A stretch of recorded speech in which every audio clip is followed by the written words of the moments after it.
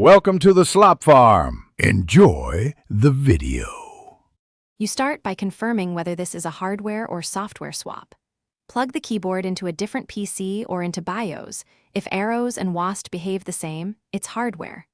Once done, inspect for mode switches or function lock keys. Some keyboards shift layouts with a hotkey.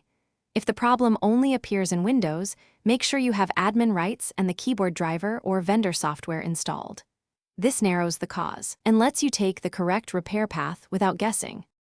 You next address system-level causes. Open Device Manager, right-click the keyboard, uninstall it, and reboot so Windows reinstalls a clean driver. This often clears swapped mappings.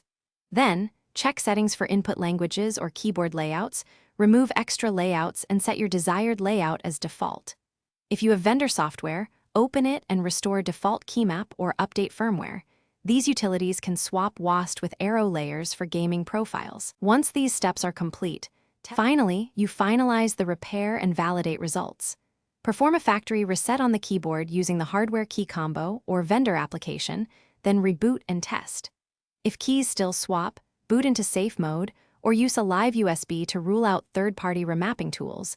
These often run at startup and override defaults. Make sure to update OS patches and firmware.